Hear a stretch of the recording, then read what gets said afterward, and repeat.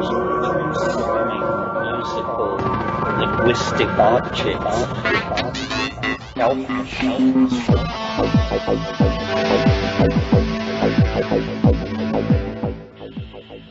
Greetings from Cyberdelic Space. This is Lorenzo, and I'm your host here in the Psychedelic Salon. And if you've been wondering why this podcast is several days late in coming out this week, well, I think I'm going to blame it on Neil Kramer. You see, last week my wife and I attended one of Neil and KMO's couch surfing salons, I guess they call them, and I heard Neil say that every so often he takes what he calls a technology break. No computer, no internet, no MP3 player, no TV, nothing electronic. So I tried that this week and found it to be a wonderful way to relax. You see, we've been having some rainy weather here all week, and in fact, I just heard that our county has now received almost one half of our annual rainfall, which is about what Tampa, Florida gets during an average summer week of afternoon thunderstorms. But rain is really rare here in Southern California, and so I enjoyed curling up with a good book in front of our electric heater and listening to the rain as I read. And now I'm looking forward to doing this some more, without the rain, of course. The only problem I've discovered with disconnecting from the net was that after 2 or 3 days offline, it's really difficult to come back to sitting in front of a computer. It's as hard as it was for me after returning from a week's vacation in Mexico or somewhere. So that's why I'm blaming Neil for my newfound sloth. But Neil, you're also to be thanked for slowing me down a bit. However, in the interim, some of our fellow saloners didn't slow down. Instead, they sent donations to help offset some of the expenses here, and these fine saloners are Michael R., Craig A., Colin F., Sam S., Adrian D., Eric C., who, by the way, very thoughtfully sent a donation to Haitian Relief in the name of us all here in the salon, so thank you for including the salon in your generosity, Eric. And we also received a very generous donation from Jeff M., who said, "Should have done this a long time ago. You said you were established and solid, so I donated elsewhere. But I'm sure every little bit helps, and for what you have given, I'd like to try to reciprocate. Thank you seems inadequate, but thank you, Jeff." Well, Jeff, Eric, Michael, Craig, Colin, Sam, and Adrian, well, hey, thank you for your help and support, both now and in the past, because I know some of those wonderful donors have been making contributions for several years now. And although we've never met in person, I feel like we're old friends every time I see your names. So, hey, thanks for being here. And guess what? Our program today is also a gift from some of our fellow saloners. And I first learned about this event through a Facebook email, which read in part, "I have been a 3-year listener to the podcast and can say that they have truly changed the course of my life. I'm an anthropologist, and because of your podcast and some of the others that it has led me to, I have shifted my focus from basic medical anthropology to the anthropology of psychedelic culture. I am now an anthropologist of the tribe, so to speak." And let me just put in a little aside here to say that, to my knowledge, Dr. Cameron Adams is now the first anthropologist who is focusing on what we all call the tribe. And I wish you the greatest success possible, Cameron. And his email goes on. "My first public and professional foray into this new endeavor was a session my wife and I convened at the 3rd International Conference for the Study of Religion, Nature, and Culture at the University of Amsterdam, 23 to 26 July 2009. The conference was called Religion, Nature, and Progress, and our session on Friday, 24 July was called From the Shaman Circle to the Ivory Tower, Progress, Spirituality, and Psychedelic Thinking. We recorded the session, and I wondered if you'd be interested in checking it out for a possible podcast. Also, I thought you may be interested because we are academics working in the field of psychedelics, have given lectures or lecture series on psychedelics and cannabis in university classes, and have one student doing this work and at least one other in the pipeline. You have said some rather accurate but disparaging remarks about university, but I think this is one example of the little steps of change that can happen.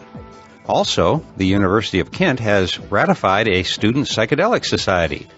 I take no credit. This is the labor of love of one of our very turned on and sincere students. And this society will begin in earnest at the end of this month. Another little step, but definitely worth keeping an eye on. Thanks for opening up a good road and for doing the good work, Cameron. And Cameron's full title is Dr. Cameron Adams, School of Anthropology and Conservation, University of Kent, Canterbury, England. And the three speakers that we are about to hear, in order of their presentations, are Anna Waldstein, and Anna is a lecturer in medical anthropology and ethnobotany, and convener of the BSc in Medical Anthropology, School of Anthropology and Conservation, University of Kent, Canterbury. Ivan Castleman, and at the time Ivan was a master's student in the SAC UKC, and Cameron Adams, of course, who is an honorary research fellow in the School of Anthropology and Conservation at the University of Kent. Also, I would like to give special thanks to Nexus 112, who helped edit and improve the sound of the recording. So now let's join Anna, Ivan, and Cameron as they take us from the Shaman's Circle to the Ivory Tower. So when we were coming up with this, we were trying to sort of decide what to call it, and we all sort of agreed that we liked the term psychedelic thinking, and just kind of refresh everyone's memory that it means mind manifesting, and that it's very similar to shamanic practices and shamanic thinking techniques of having psychedelic experiences, as we saw from the video, are very, very old, and like any sort of evolutionary ideas, we obviously have no direct evidence, but through careful work, determined that these techniques are very, very old, particularly the use of plants. And so the psychedelic experience, which is very similar to mystical experiences, religious experiences, are sort of just the beginning of what we think about as psychedelic thinking. And so the thinking really comes in with taking these experiences and reintegrating them into our lives and into our work. And, it's basically very creative, holistic, ecosystems thinking. It's related to movements such as deep ecology and things like that. As far as people have been able to piece together, humans have evolved in environments where we had lots of access and exposure to psychedelic substances, and also given the nature of pre-human and early human society, would also have access to sort of seasonal fasting and seasonal fluctuations in diet, and sort of experiences of living outdoors, observing the heavens, sitting around fires at night and staring into flames, and basically bringing on these meditative techniques. It's been hypothesized that they induce hypnotic states, and that certain people who are susceptible to going into trance or hypnotic states perhaps provided an advantage in that these states, by certain skilled or observant individuals, could be used to effect healing, or could be used to come up with solutions to other crises in the lives of early humans. And so shamanism is argued to be the oldest form of religion, and by shamanism, the definition I'm using is basically, the sort of animistic religions where you have sort of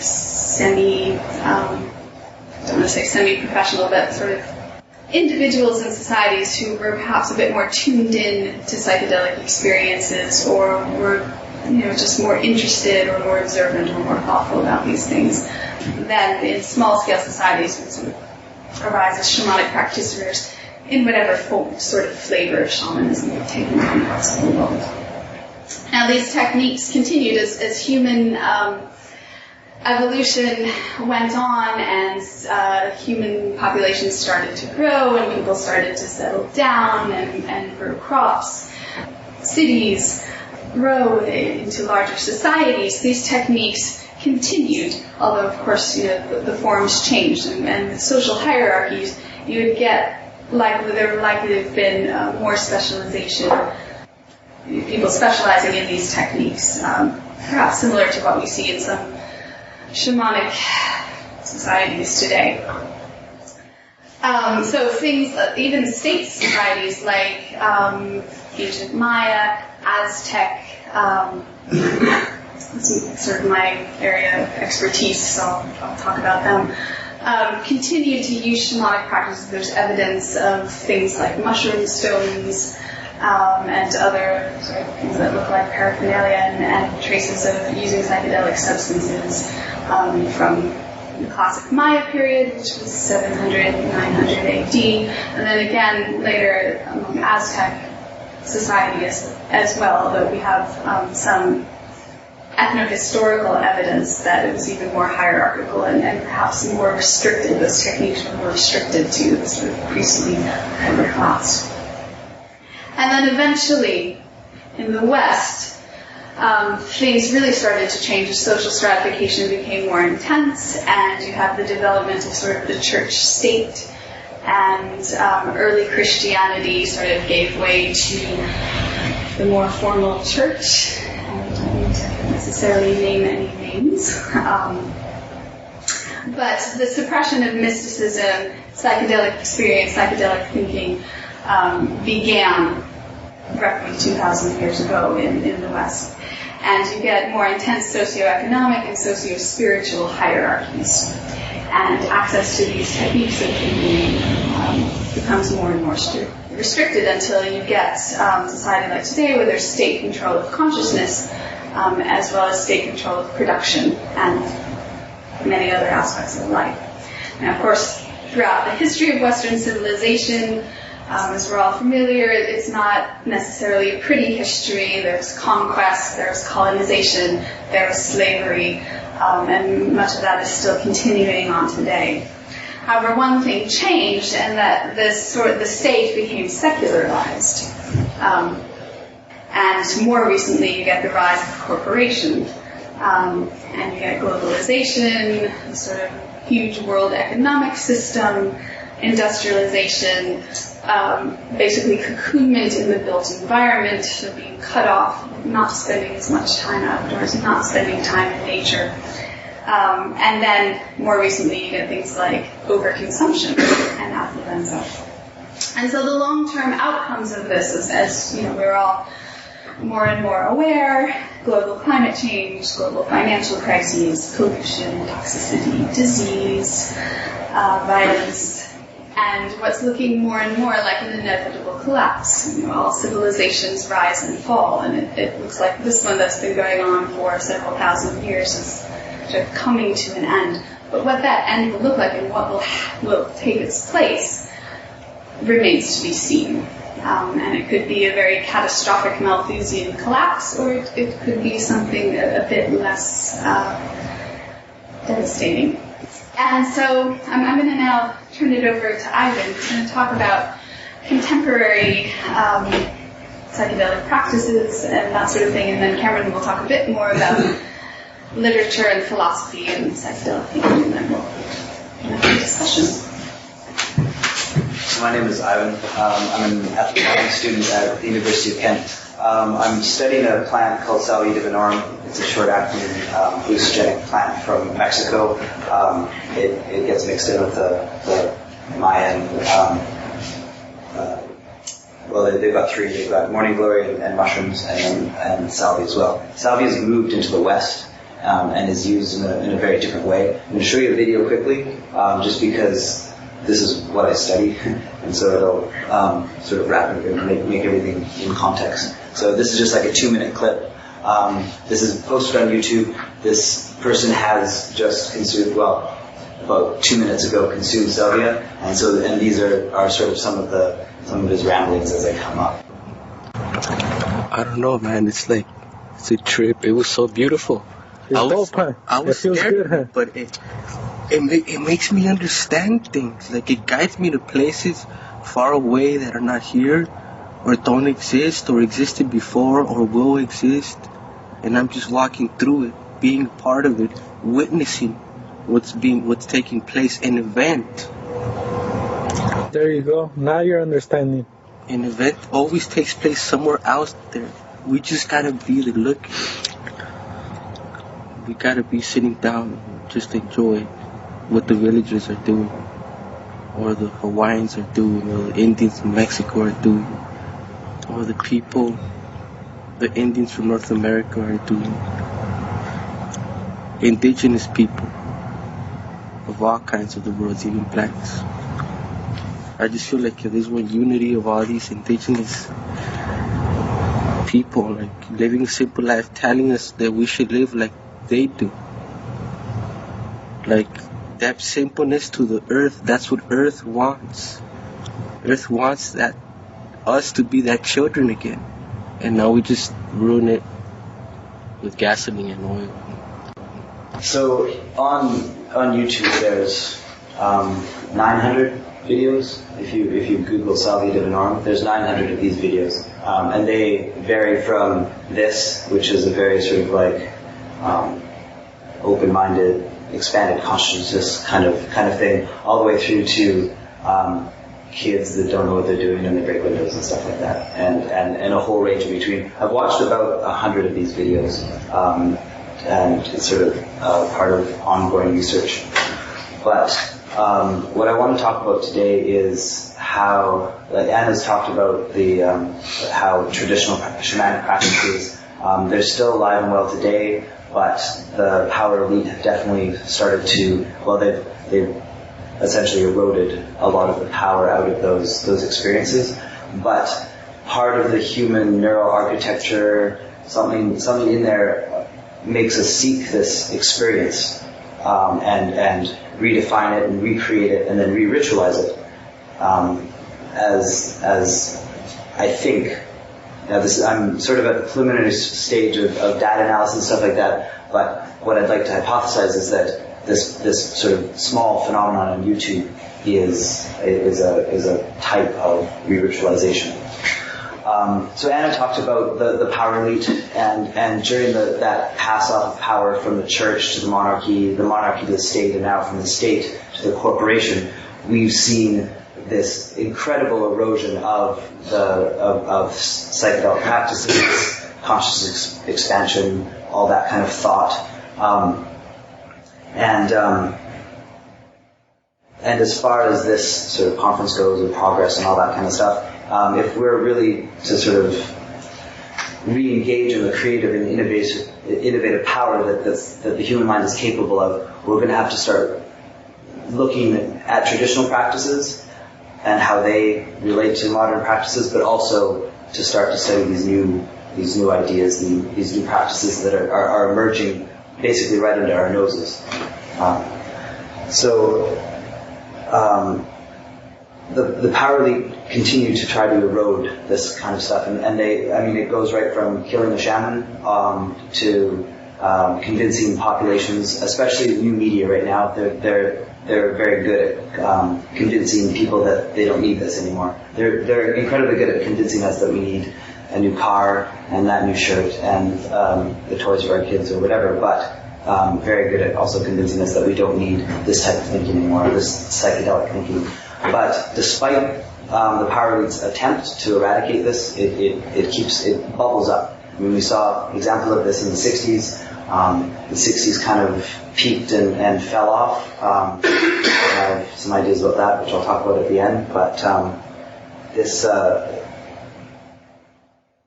the power elite doesn't want us to think like this, because it disengages us from consumerism. It connects us with the environment and makes us start to question what's going on with pollution, overconsumption, et cetera, et cetera, et cetera. And it also makes us question the status quo. And the power elite really, it's important for us to accept the status quo. We want to vote, and we want to work, and we want to have a beer after work and go to bed and do it all over again. And that's really what they try to get us in the cycle, and they really want us to keep us there. So if we're thinking differently, if we're engaging in creative thought, this isn't such a good thing for the power elite. Now, as I mentioned before, the power leaders tried to erode these kind of practices, and a lot of modern religious practices have their basis in these early shamanic practices. But what's happened is they've kind of hollowed out the core of the ritual, and so on the surface it looks the same, but the meaning and the power of the rituals has been taken away to maintain that power. Now, there's Anna talked about the more traditional practices, and these traditional practices have sort of morphed into and moved into a modern day manifestation. In Brazil, you have the Santo Daime Church, which is a new ayahuasca practice. In the 1930s, saw the rise of the Native American Church, which is a Native Americans. It's based in Ivory. And then in Africa, you've got the Ivory cults as well. And these are all traditional practices practiced in a modern time. And so you have this trajectory from the traditional to the modern.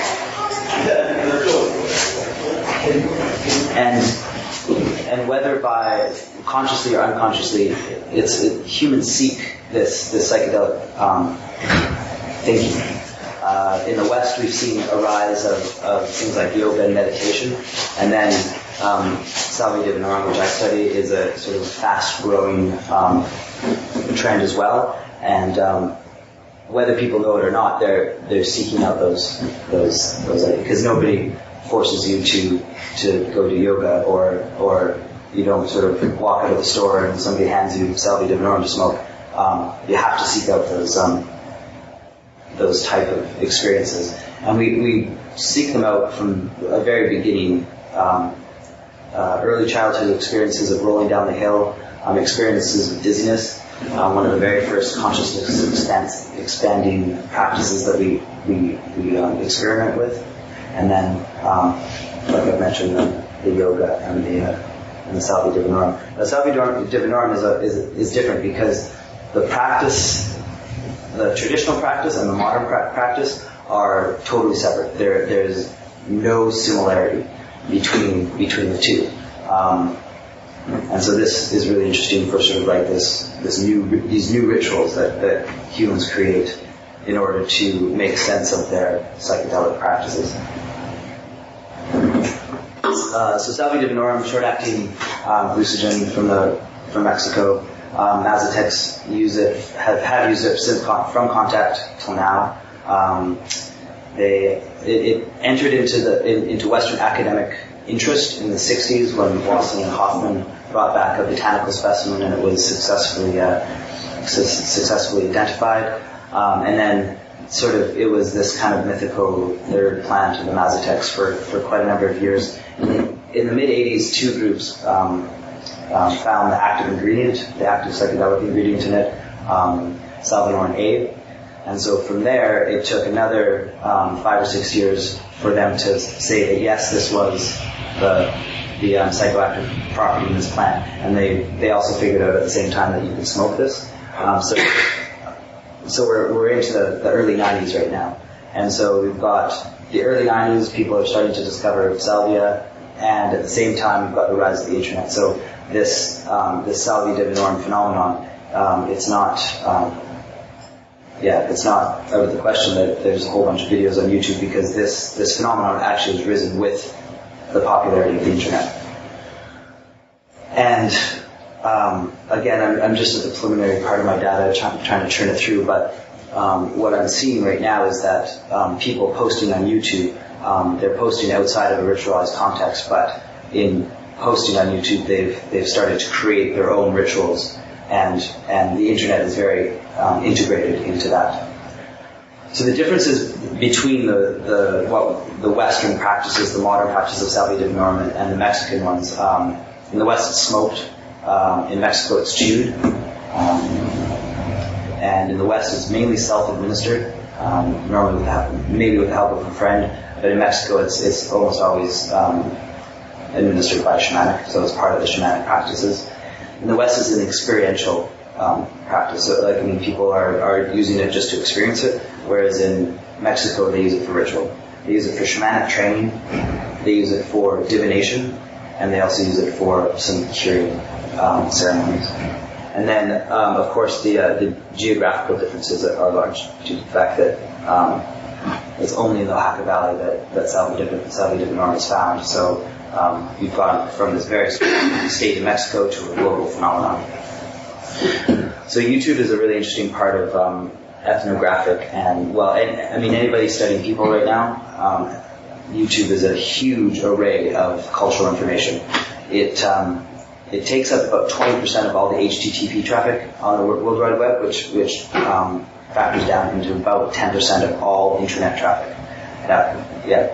Think about having something that's 10% of all internet traffic. It's a pretty large and dominant cultural force right now. Just a little stat. Every minute, 10 hours of video is uploaded on YouTube. So, and this footage on YouTube, it's largely amateur. There's a couple, like some of the big news corporations and stuff like that, and governments have YouTube sites, but it's largely people like us with a video camera with something to say. So as I go through all of this YouTube data, I've spent weeks and weeks and weeks watching YouTube videos. There's about 900 hits for salvia. So when I started and I typed in salvia, there's 300 hits. This was in January, and now I did it today, and it was 10,500. So just in that short time. Now these are not all unique videos, but these are the hits that YouTube is bringing up on their internal search engine. So that's quite a change from 300 to 10,500 in 7 months, right? So we're seeing a large growth in this phenomenon. The videos on YouTube highly criticized by the media, of course, and politicians. A lot of congressmen in the states quoting. Well, I've seen it on YouTube, and they dig up these like one or two of the worst videos they possibly can. I classify about 85% of the videos that I watch on YouTube as a positive experience, as in that there was no physical appearance of distress and no verbal sort of help or anything like that. There are a few videos that definitely display people not having a very good time, but the majority of them are positive, and it's really hard to tell whether or not I don't know where people like Fox and stuff like that, of course, cruise through all these videos and put up the very worst ones, but it's a very small percentage. So the top 4 videos, YouTube, again, talking about this growing phenomenon, there's 6 million views between the top 4 videos on Salvi Divinorum videos on YouTube. So 6 million views is quite a substantial amount of attention, enough to warrant at least a sort of a small part of this research. So there's a few reasons why Salvi Divinorum and YouTube have found a match together. Salvi Divinorum is short-acting hallucinogen, so if you smoke it, the better part of your experience is going to be maybe 15 minutes maximum. Normally it lasts about 4 to 7 minutes. So the YouTube time limit of 10 minutes fits in really nicely with that. Largely in the West, it's legal to sell, possess, grow, smoke. You can eat. You can basically do whatever you want with it. Some U.S. states are slowly starting to make it illegal, and Australia has also made it legal, and I think Spain has said no. But largely it's readily available in shops, but also online as well, which adds to its internet focus. So now we have the confluence of psychedelic thinking in the World Wide Web.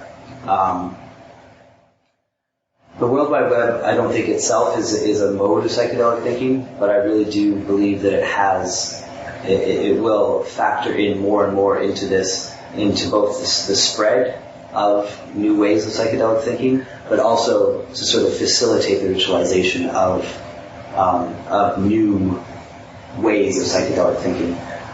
So we have this loss on one side of traditional psychedelic thinking, but on the same side we have to make sure that we're exploring the new ways that we are displaying this and ritualizing it. And I was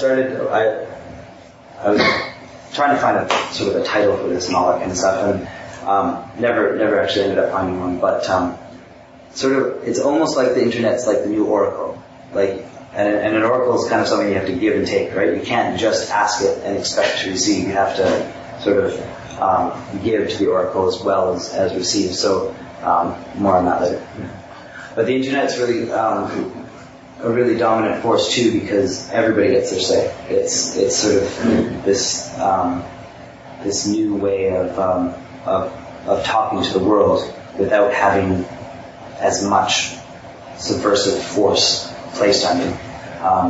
So print media, video, all that kind of stuff, it's all been filtered through the corporations. Whereas the internet, you've got a computer, no problem. You've got a voice, and your voice can be as loud as the corporations or the governments if you so choose. So, what do I want to take from all of this? Humans are adaptable, and although we see that this loss of traditional shamanic practice, this traditional psychedelic thinking, at the same time we have the rise of other types of practices. Now, if you talk to a lot of people and you watch a lot of these videos, you can easily make the assumption that, oh, these are just a bunch of kids. They're smoking something new. They're getting out of their mind. They're not. You can devalue their experience all you want, but if you look and you search, there's something in here. And again, at the preliminary part of my data, I don't exactly have solid conclusions, but I know that there's more in here than just a bunch of kids getting high.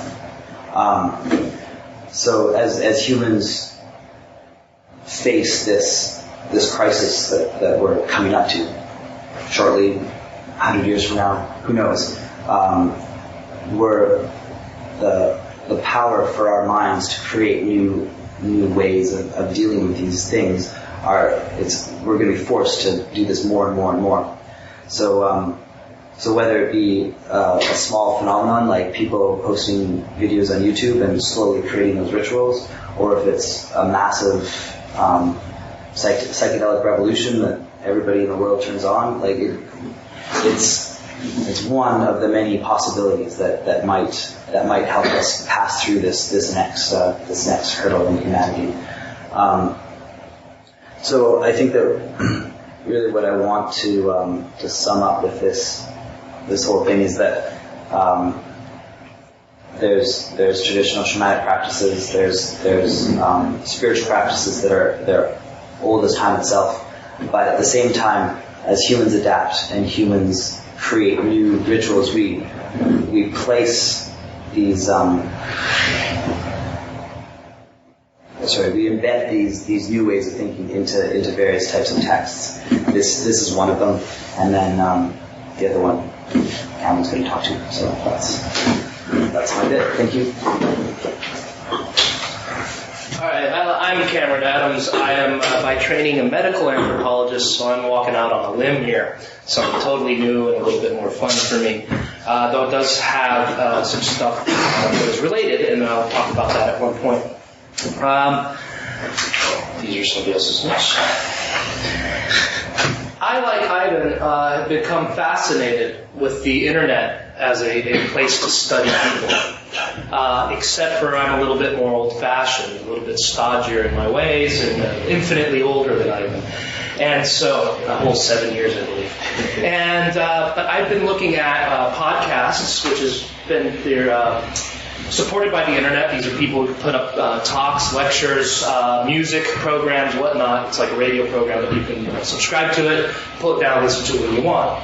There have been a whole bunch of them on psychedelic topics, and you can get hour-long, 2-hour-long lectures on these topics, which for some reason turn me on. I can sit there and listen to a talking head for a few hours.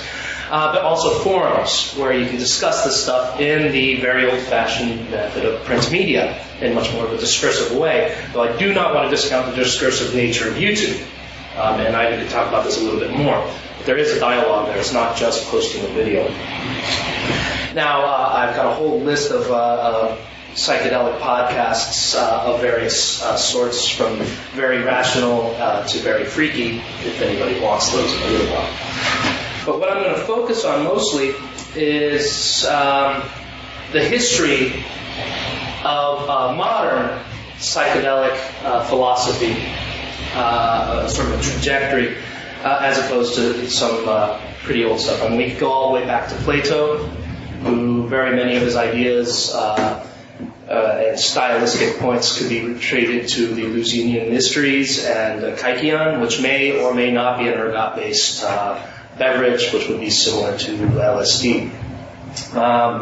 Somebody has come up with a very simple way of making it non-toxic using ash, so it would have been easy to do. So Plato is a little bit earlier than what I want to talk about. And also, I'm missing some of those old guys, Thomas de Quincey, classic opium eater literature. William Blake is a visionary poet, and Samuel Taylor Coleridge, another visionary poet. I don't want to go as far back as that. I mentioned this is a very old tradition in the West. But I want to start with stuff specifically related to psychedelic drugs and what came in the West. And I'm going to start arbitrarily in the 30s with Alan Watts, a very spiritual guy, studied comparative religion, Oxford, and did a lot of very straightforward religious analysis. Until he had taken LSD and found, wow, this stuff gets me to the same place, meditation, these deep methods do. And started writing about these issues and speaking about them. And this began a mixing of science and spirituality at that time. It started becoming this analytic approach to the spiritual experience, and trying to understand it analytically and the psychedelic experience. Now, this was taken up much more strongly by the ever-famous Aldous Huxley, who we all know, Doors of Perception, his personal favorite and novel being Island, which has a psychedelic vision, a utopian vision of a possibility. And so with these guys, you start getting in, especially with Aldous Huxley, this very science-driven idea of the psychedelic experience. And so we can take this, we can look at it, we see what it does, we get these ideas about how society should be, how we should treat the raising of children in a very sort of analytic way. Now, Aldous Huxley also felt that psychedelics should only be reserved for the elites, the intellectual, the Illuminati, basically, but I don't think we would call them such a thing the way it's used today, as opposed to a sort of democratized thing. Now, much more recently, this mix of science and spirituality, or psychedelic influence, has been sort of culminated in the work of Dale Pendle, who's written 3 books, Pharmacopoeia, Pharmacognosis, Pharmacodynamics, based on very pharmacologically driven terms from the field of pharmacology. And basically they take a series of mind-altering plants and discuss them in a very complex mix of history, chemistry, botany, poetry, experience reports, etc. It mixes them all up, and you get a very rich sense of what this plant is that neither science nor pure poetry can give you. It gives you this really complex insight into them. It's particularly good for people who've never done them and trying to get an idea of what they're like. Though he's not just psychedelic plants, pharmacognosis is, pharmacodynamics is stimulus, and he just goes through a whole variety. And if he's taken everything he's written about, he's somebody who can do things that most humans can't. But that's where you're getting this mixing of science and spirituality. This starts in the 60s, going into philosophers, scientist philosophers like Timothy Leary. He's this sort of went from psychology, got into the psychedelic thing, sort of denied psychology to some degree, came back to it. Starting with him in his later work, but also Robert Anton Wilson, who was a very stringent Leary supporter, you start getting teleology in this scientific thinking. Now, those of us who are embedded in science understand teleology is a dirty word, four-letter word, especially if you're thinking evolution. There is no goal to evolution, it just happens teleology, but there's a goal orientation to it. These psychedelic thinkers start bringing teleology into it, and this culminates in Timothy Leary's ideas of SMILE, which is SMI squared, LE.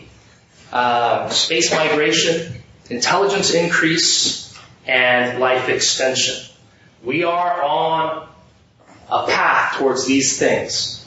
And these are evidence in what he calls our 8-circuit psychedelic or psychological model. And there's various aspects of the brain, 4 of which are currently activated, and in the left-hand side of the brain. And then there's all the right-hand side of the brain. There's 4 other circuits that can be activated through psychedelic plants, but there are future evolutions. We're moving into them. So there's a teleological view, where eventually we'll be space-floating cognitive entities that escape our bodies, and some pretty wild stuff added to it. But that's the teleology between the 8-circuit model and the SMILE. Now, he says we're at stage 4, halfway through. Now, Robert Anton Wilson works with Timothy Leary, or works on his ideas. I don't think they necessarily ever met, but he started in the 70s, and came up with ideas such as reality tunnels. And I think this is a very useful thing to think about in terms of psychedelic thinking. Reality is a very complex thing, multifaceted thing. However, our experience is traveling in a tunnel or a track through this broader reality. And those of us who are called anthropologists use a nice technical word for that, ethnocentrism. We have our cultural models that we think are right, and we go through them. And so this reality tunnel plays into this.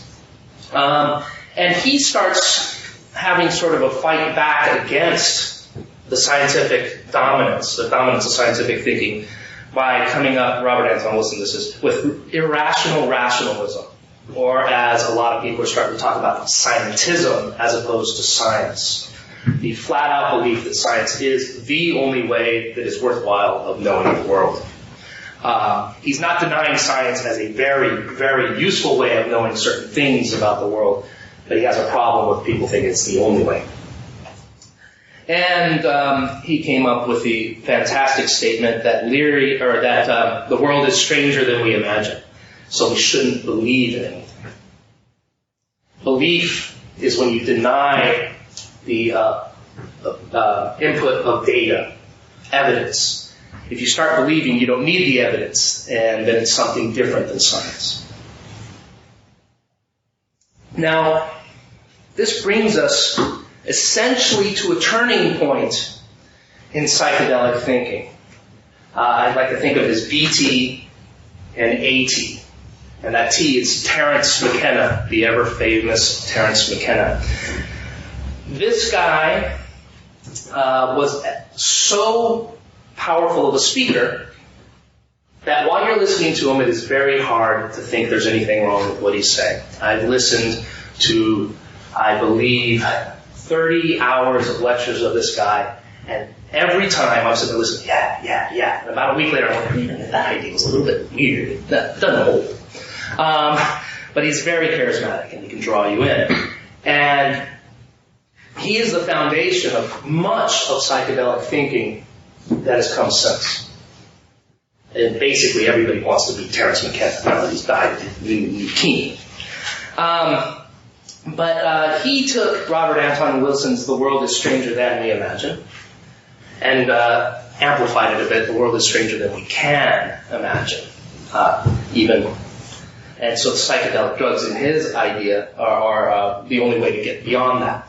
Now, what I see as this tying into the Robert Anton Wilson stuff is reality tunnels. I like to think of them more as trenches or tracks. The psychedelic experience, be it induced through meditation, be it induced through fasting, trauma, or using plants, lifts you out of that trench, out of that groove, in such a way that you have a better holistic view of what's going on.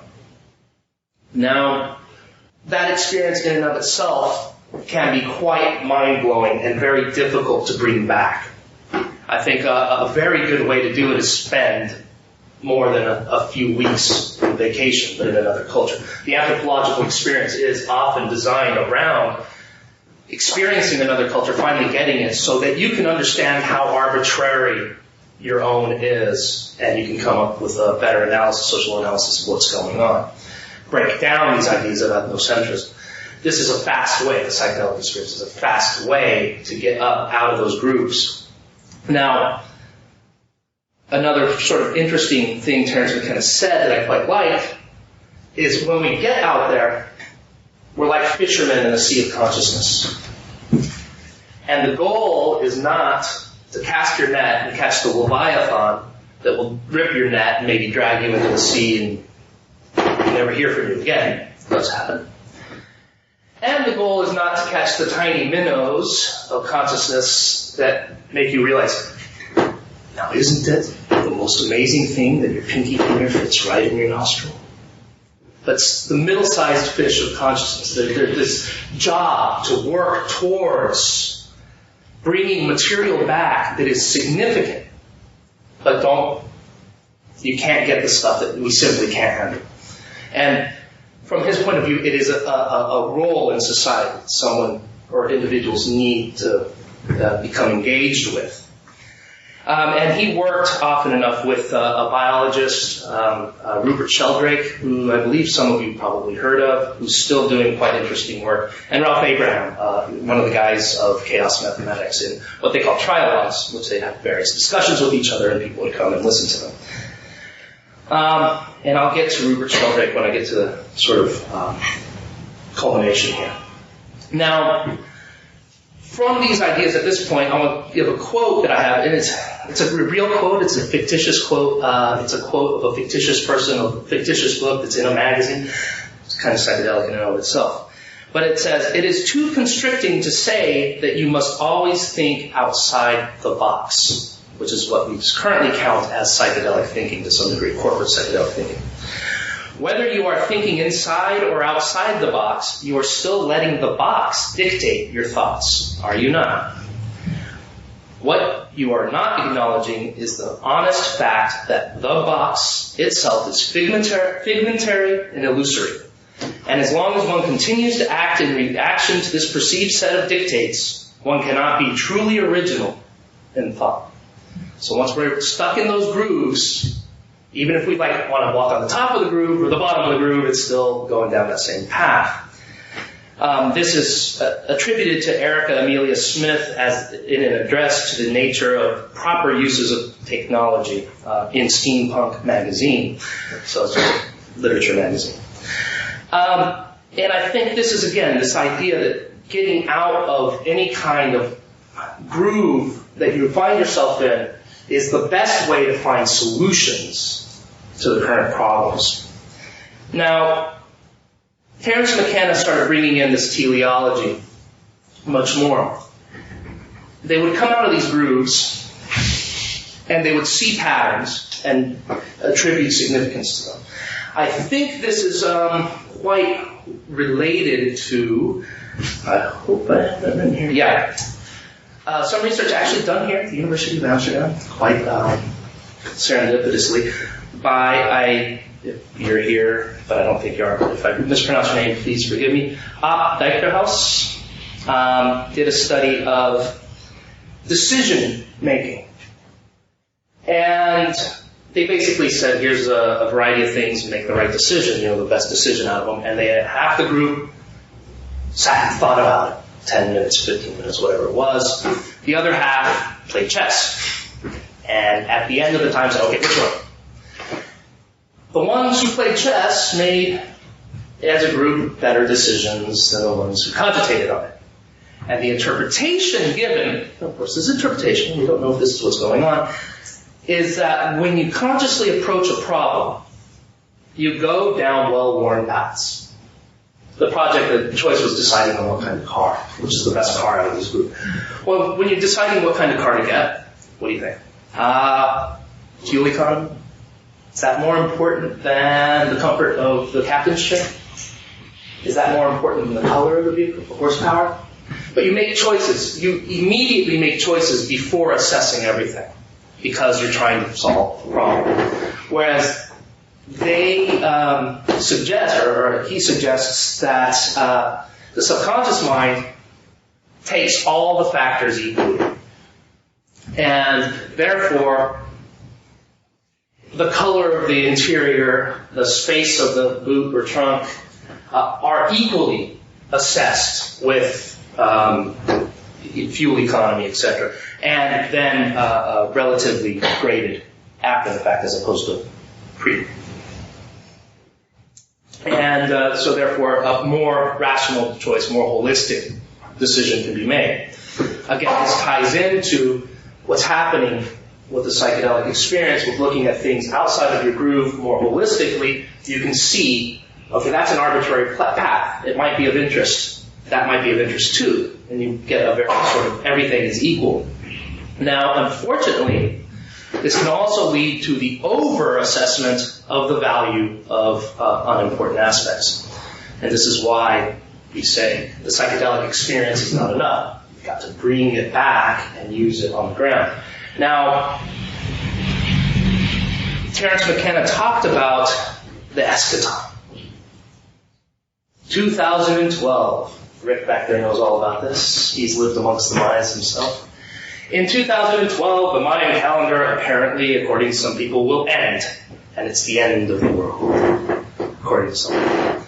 But something's going on. And Terence McKenna came up with a chaos sort of graphing of chaos patterns in the King Yuan version of the I Ching, and took this and mapped it against history, found peaks and troughs, compared what he called novelty and lack of novelty, and the whole thing collapses at 2012 if you map it to historical events. Maybe, maybe not. Of course, there's a lot of ways to do this. And so this has become a major theme in a lot of the teleological thinking among the psychedelic community. The idea is something will happen in 2012. What will happen? The vast majority of these folk, and I think idealized by Daniel Pinchback, is that this will be a good thing. 2012, something good is happening. The world will change. Society will change in such a way that we'll all be better for it. And this basically ties into Timothy Leary's SMILE, space migration, becoming beings of light, going into these higher realms of mental functioning. And, there we go. Perfect. Bruce Damer talks about this as if the universe itself is becoming a conscious being, and we're only part of it. And this ties into the Gaia hypothesis, Teilhard de Chardin. But that as the universe is becoming more conscious, 2012 is when we go into a higher stage of the universal consciousness. And again, we're just part of it, so things will be quite nice. And this seems to be a nice thread through. Eric Davis takes this in a slightly different way. Says, yes, in 2012 things can be pretty good. They can also be pretty bad. He doesn't really talk about 2012 so much, but this future point. And he makes the very important statement that imagination is the key to what will occur to us in the future. Imagination. And it's the imagination is also that interface between humans and the natural world. Now, as a quote here, any kind of restorative, sustainable renewal of our power, our planet rather, has to exist on the imaginal realm as well as the realm of the technical solutions, political developments, and technological fixes. It's a multidimensional problem. And by implication, that multidimensional problem requires us to be able to see outside of our 2-3-dimensional realm. 4 dimensions. Those of us lucky enough to be able to think in the long term have 4 dimensions. And he takes the stance that from the psychedelic experience you get visionary art, but that needs to be worked with and become visionary design. And so we can use these visionary ideas, these new ways of thinking, but apply them to society. So we can't just sit around and wait for the eschaton of 2012 and things will be great. We got to do it. And we got to do it creatively, because the way we're doing things right now isn't helping. It's where the problems are coming from. And he sort of goes and hassles these other sort of guys that see that 2012 is going to be a really good thing by saying dream of a better time ahead dreaming of a better time ahead is natural to the psychedelic experience. However, it's dangerous, a temptress that keeps us from being active in the change itself. So again, we need to take this psychedelic experience. We can't just look at it, assess things equally and say, okay, things are going to go in a certain way, can go in a certain way, but we got to take that information back. Instead, we need to bring back the insights piece by piece to build a new world. And so this is where I'm going to stop my particular bit of this talk and leave it up to you guys and see what you guys have to say. Questions? Anyone? I would actually even sort of continue what Cameron's saying by saying that each psychedelic experience is different, period. Like per person, or like the individual will have a variety of different types of experiences, and then you'll have a different experience than the person sitting beside you. I've gone through a number of rituals as well as just sort of the experiential stuff as well, and every time it's different, every time things come out. And I think that the most important part of those experiences is that it's not the experience itself, but what you bring back from the experience and integrate into your daily life. And I think that's, so I would definitely not consider myself a lumper at all, more of a splitter, but it's infinite possibilities. But it's taking those infinite possibilities, using them creatively, bringing them back. Because, I mean, we can't spend our entire existence in this psychedelic realm because it's very difficult to function on a day-to-day basis. It's a place that we go and we bring it back and by integrating those experiences into our daily life, that creativity and that innovation is going to help, hopefully. Okay. Do you see a difference? I'm just interested by seeing. Okay. Do you see a difference between the effect of doing the psychedelic drugs as opposed to people who do the psychedelic experience, say meditation, in terms of how the experience is brought back and expressed within the community? Yes. I mean, the short answer would be yes. There certainly would be certain differences. Having psychedelic experiences with the help of drugs is very, what is the word, ergonomic? You will, if you take the correct dosage, you will achieve a psychedelic experience. Whereas other practices, you have to work at them for a long time, and part of that working at it for a long time often involves living a lifestyle that is more dedicated to those practices. So perhaps living a more monastic lifestyle, or a more sort of lifestyle that incorporates those things. And so certainly, like, the experience you get with taking psychedelic drugs can be more disorienting, and you have perhaps a more difficult time for many people reintegrating. Whereas if you're achieving them through other means and you're sort of living that lifestyle anyway, of course it's going to have an effect on how you interpret it and what you bring back and how you share it with other people, and how you, like, if you're living in a community of meditative, contemplative thinkers, then the way you communicate with other people in that community is going to be different from. But also, you also prepare yourself for the experience. Mm-hmm. I mean, nobody reaches enlightenment meditating, in 2 weeks. You engage with yourself and you work towards it. And so whatever the experience, it builds up very slowly. And you essentially, as a lot of the talk in the Kundalini community is you prepare your nervous system for that. And if you get there too fast, it can be harmful. And in a lot of ways, the thing can quite often be that lightning bolt, a little bit too fast for anybody to integrate. But also, by living in a community, or at least being aware of a meditative community, contemplative community, you have a structure with which to interpret your experience, which is in a lot of ways missing in the psychedelic drug community, the drugs in particular. I mean, a lot of people just some guy on the street, you want to try some acid? Yeah, sure. And there may be some thinking about doing it before doing it, but there's not that sort of matrix or milieu in which to interpret the experience. And so this is some of the discussion about the difference between our emerging urban shamanism, as some people like to talk about it, versus traditional shamanism where there's a community. Little kids see people on Ebene and, with the young mama. They know the experience, they know what to expect, and are able to sort of surf the waves of experience that come with it because they know what to expect. They know people come out of it. Whereas a lot of people, the first time they take these things, it might be the first time they've even seen it.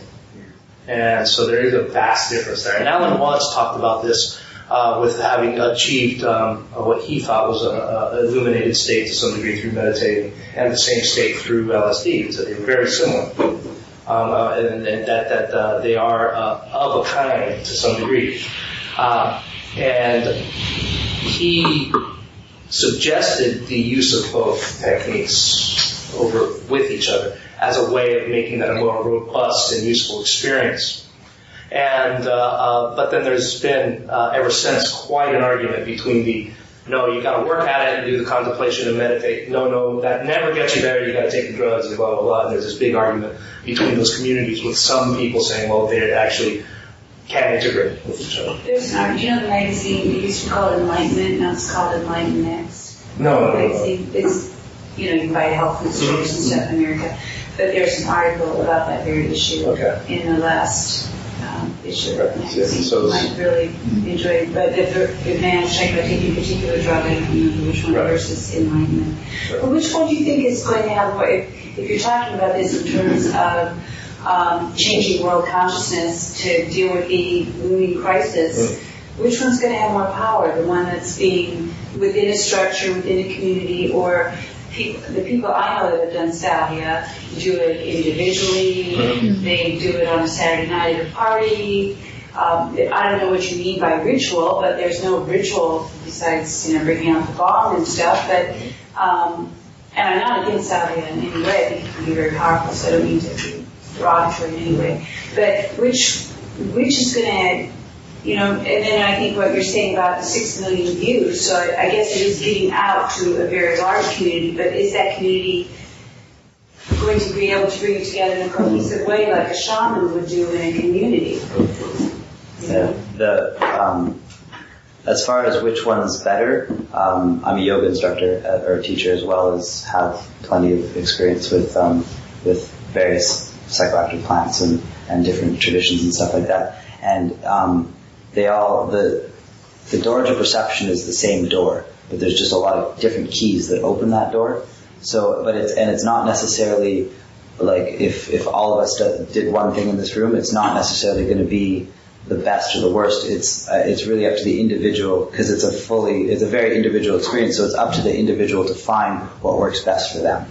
The woman that taught me how to be a yoga instructor had maybe touched a drop of wine twice in her life, but other than that, like no caffeine, no Tylenol, no nothing for her entire life. She eats fruits and vegetables, and that's it. Well, and some other things, but and she's very much against the whole psychedelic, but she's an enlightened lady, and she definitely thinks in a psychedelic way. And again, I've worked with shamans from Peru, and they do ayahuasca on a regular basis, and that works for them. And they have the same, like it's incredible because these two experiences were separated by time and space, and very, very similar conversations that are created with the same people. One that has never done psychedelic drugs, and one that has done a lot. So it's really up to the individual to pick what works best for them.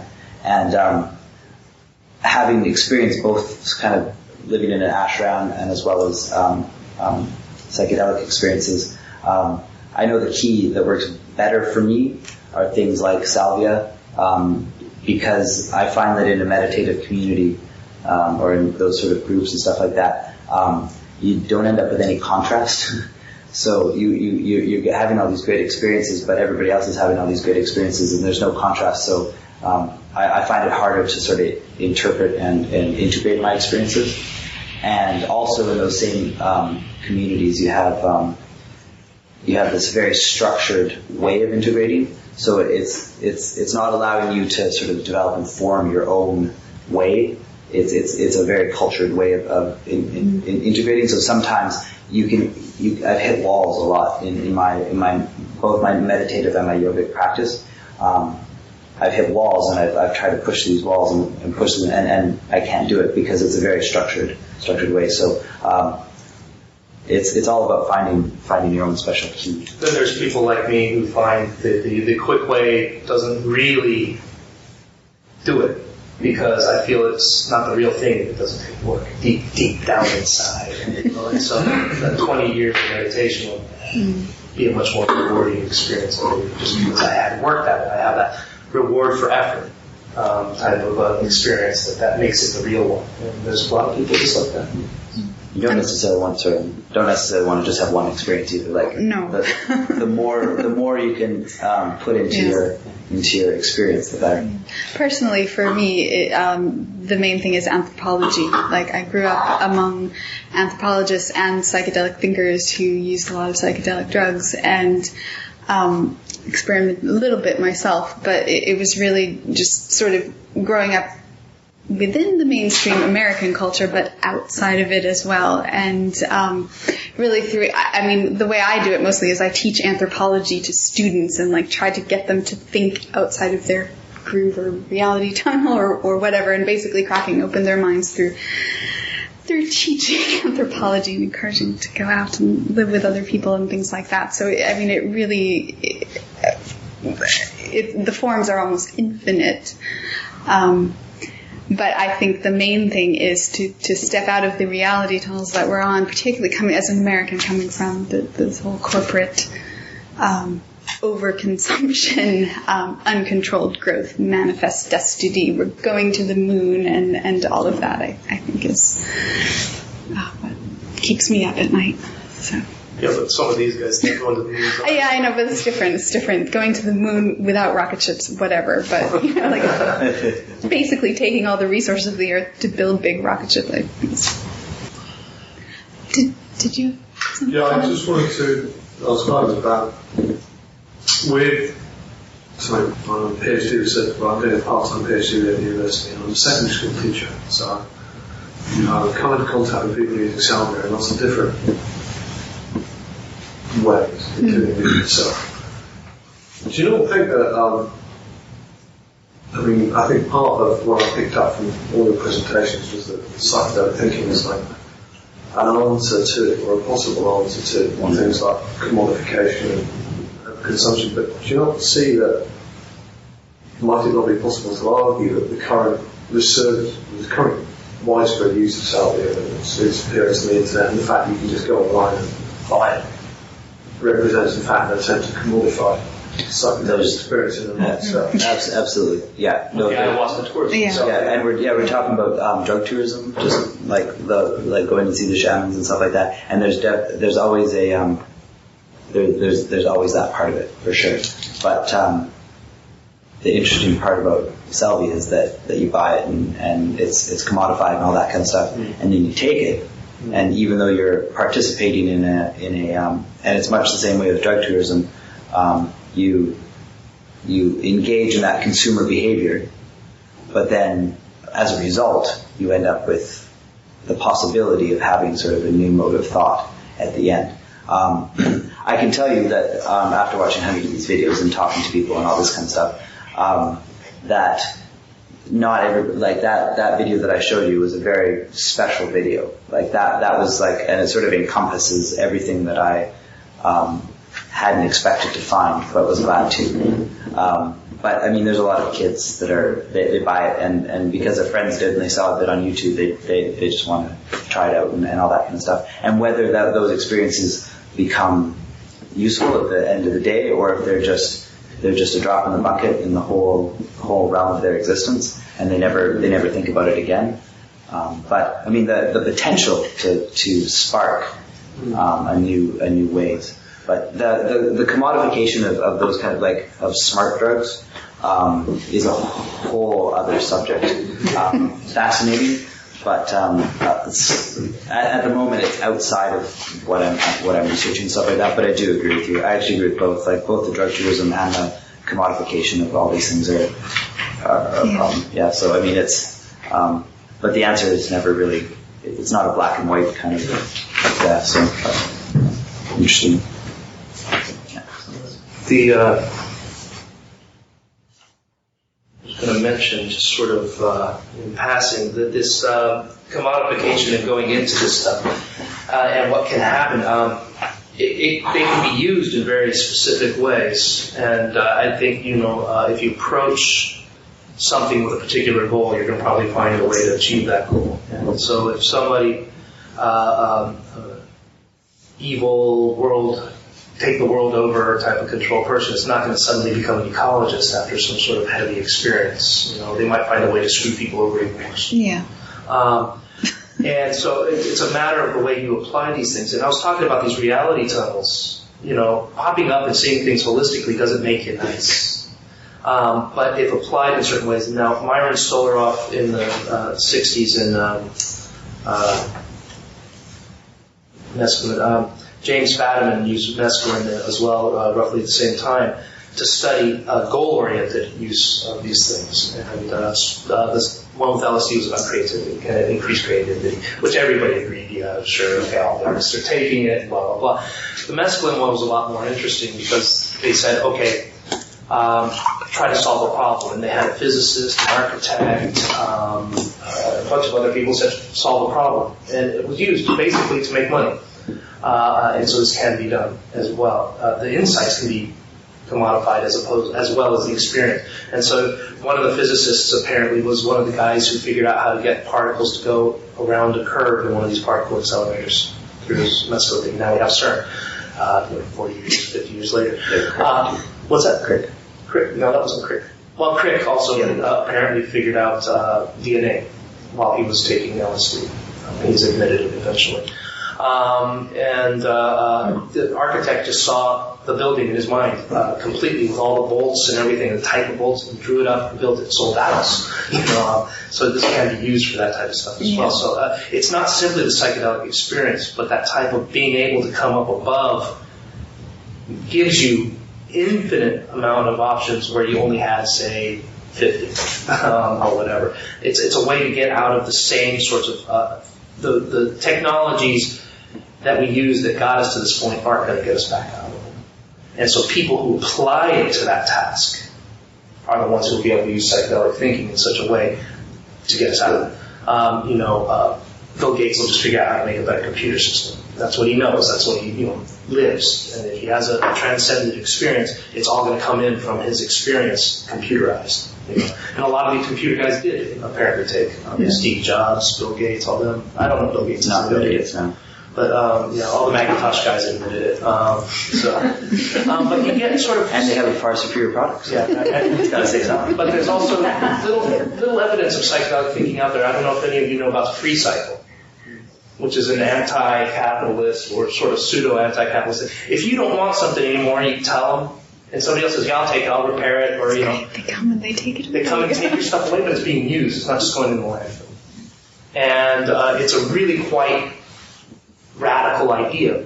Give away your stuff and somebody else might give you something they don't want any longer, and it becomes this network. And we've participated quite a bit. We've gotten a few things that I wanted, and I've gotten rid of far more things than we want. Stuff you think nobody wants. American outdated appliances in the UK, they're useless. I mean, you have to go in and completely rewire them. People want them. But I find that a very psychedelic thing, whether or not it was involved in any kind of drug use thing. And I don't want to, and I don't think any of us want to actually make it sound like we are advocating particularly going out and finding salvia or going out and finding mushrooms and taking it.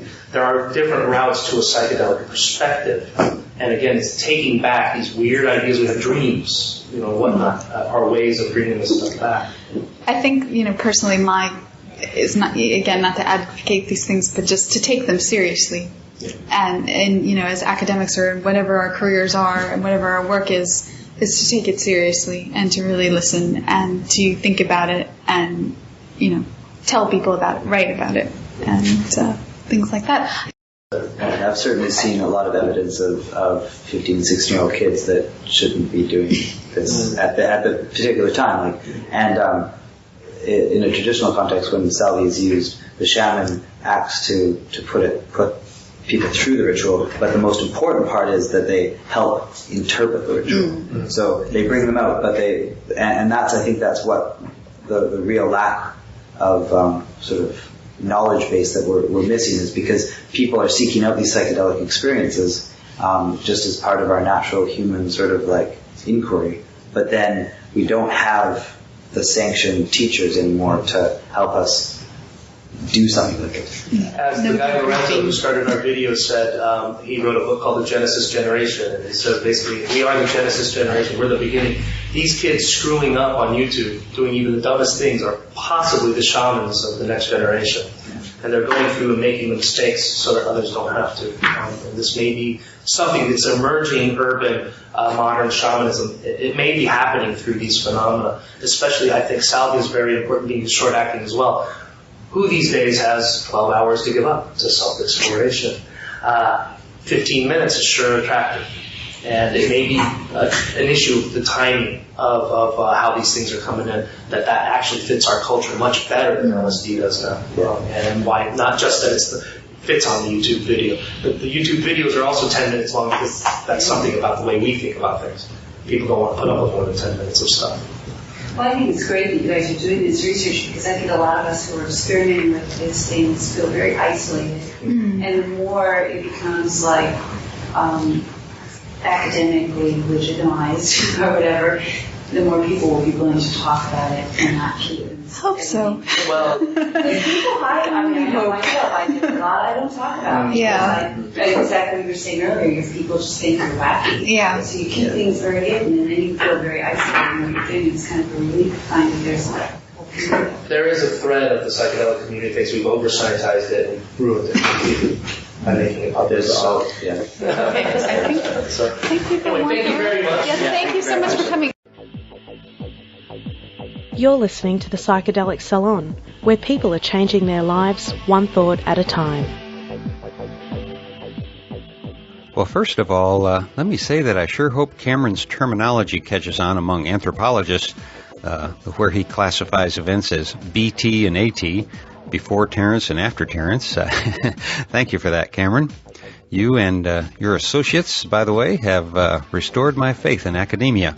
And may your shining examples encourage more young professionals to become involved in studying the extremely broad field that the word psychedelics encompasses.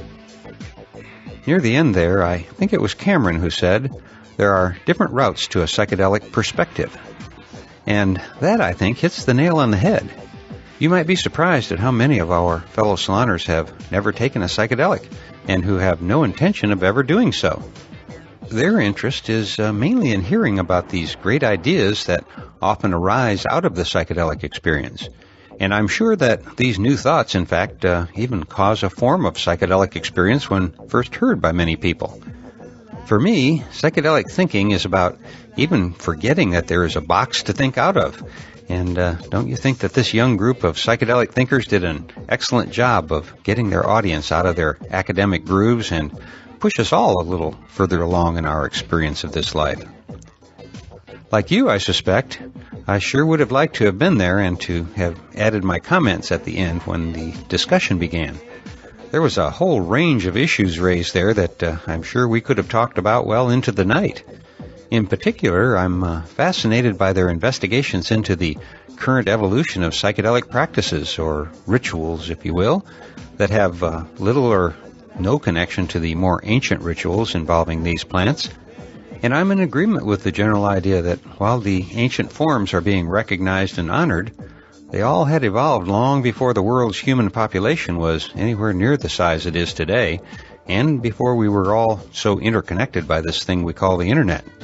Even just 50 years ago, news of our sacred medicines and how to use them was almost impossible to find. Yet today we see people using psychoactive substances on YouTube. There simply is no precedent for the times we're living in. So you'd better strap yourself in and get ready for even more acceleration. At least in our level of discourse, for sure. And speaking about a high level of discourse, that is exactly what I found at the salon or couch surfing tour, or whatever you want to call it, that KMO and Neil Kramer have been conducting up and down the West Coast here. And once I get back up to speed again, I'll try to organize my thinking a little better about what Neil and KMO have begun, and how maybe we can all begin participating in these live gatherings without leaving our own hometowns. So stay tuned, and if you've got some ideas of your own on this, I'd love to hear about them. But before I forget it, in this presentation, we just heard Cameron Adams speaking about the importance of Aldous Huxley's later work as regards the topic of psychedelics, and I completely agree with him on this. What I would like to comment on, however, is the fact that just like you and me, Aldous didn't come to his first psychedelic experience in a vacuum. He had, in fact, already had well over 50 years of life experience before his first use of a psychedelic substance. And so once again, if you have an interest in Huxley or the very early 20th century mindset about the use of psychedelics, I highly recommend Sybil Bedford's brilliant biography of Aldous. It's just not to be missed, in my opinion. And one last comment about the talk we just heard is that the recording that Cameron sent me, on it, there was also another half hour or so of Q&A that included some rather critical comments that I decided to delete. And not because they didn't pose interesting questions, but because the people making some long-winded comments, at least to me, seemed quite ill-informed. For example, one person, an older anthropologist, it sounded like, was so out of date about indigenous Amazonian people that she equated ayahuasca shamanism with witchcraft. Need I say more? Well, once again, I find myself with more notes, emails, and things to say than I have time for, since today's podcast is already overly long, I'm afraid. So I'll once again move these notes to next week's program and get to the post-production processes and get this online before the weekend. So again, I'll close this podcast by reminding you that this and most of the podcasts from the Psychedelic Salon are freely available for you to use in your own audio projects under the Creative Commons Attribution Non-Commercial Share-alike 3.0 license. And if you have any questions about that, just click the Creative Commons link at the bottom of the Psychedelic Salon webpage, which you can find at psychedelicsalon.org. And if you are interested in the philosophy behind the Psychedelic Salon, you can listen to my novel, The Genesis Generation, which is available as an audiobook that is downloadable at genesisgeneration.us. And for now, this is Lorenzo signing off from Cyberdelic Space. Be well, my friends.